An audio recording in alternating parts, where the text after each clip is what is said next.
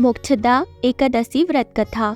प्रतिवर्ष मार्गशीर्ष महीने के शुक्ल पक्ष में आने वाली एकादशी को मोक्षदा एकादशी कहते हैं। मान्यता अनुसार इस दिन भगवान दामोदर का पूजन किया जाता है तथा इस एकादशी की कथा को पढ़ने अथवा सुनने मात्र से मनुष्य का यश संसार में फैलता है। तो आइए आज हम आपको मोक्षदा एकादशी व्रत कथा सुनाते हैं। इस कथा के अनुसार गोकुल नाम के नगर में वह खानस नामक राजा राज्य करता था। उसके राज्य में चारों वेदों के ज्ञाता ब्राह्मण रहते थे। वह राजा अपनी प्रजा का पुत्रवत पालन करता था। एक बार रात्रि में राजा ने एक स्वप्न देखा कि उसके पिता नरक में है। उसे बड़ा आश्चर्य हुआ। प्रातः वह विद्वान ब्राह्मणों के पास गया और अपना स्वप्न सुनाया। कहा, मैंने अपने पिता को नरक में कष्ट उठाते देखा है। उन्होंने मुझसे कहा कि हे पुत्र, मैं नरक में पड़ा हूँ, यहाँ से तुम मुझे मुक्त कराओ। जब से मैंने ये वचन सुने हैं तब से मैं बहुत बेचैन हूँ। चित्त में बड़ी अशांति हो रही है। मुझे इस राज्य, धन, पुत्र, स्त्री, हाथी, घोड़े आदि में कुछ भी सुख प्रतीत नहीं होता। क्या करूं?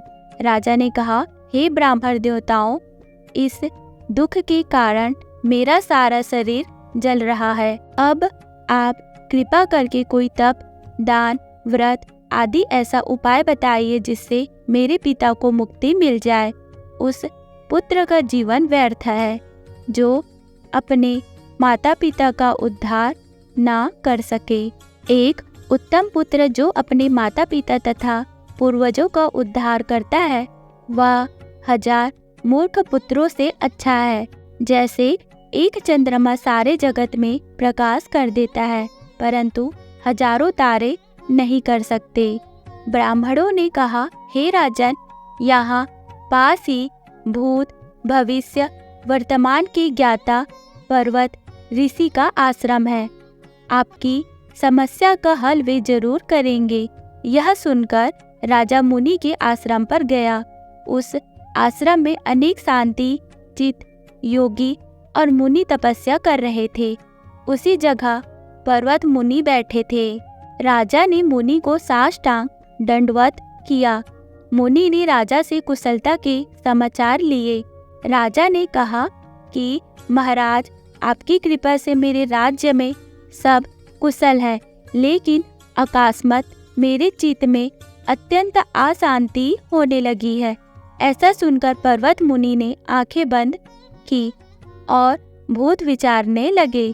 फिर बोले, हे राजन, मैंने योग के बल से तुम्हारे पिता के कुकर्मों को जान लिया है। उन्होंने पूर्व जन्म में कामातुर होकर एक पत्नी को रति दी, किंतु सौत के कहने पर दूसरे पत्नी को ऋतुदान मांगने पर भी नहीं दिया। उसी पाप कर्म के कारण तुम्हारे पिता को नरक में जाना पड़ा।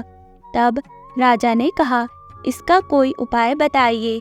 मुनि बोले, हे राजन, आप मार्गशीर्ष एकादशी का उपवास करें और उस उपवास के पुण्य को अपने पिता को संकल्प कर दें। इसके प्रभाव से आपके पिता की अवश्य ही नरक से मुक्ति होगी।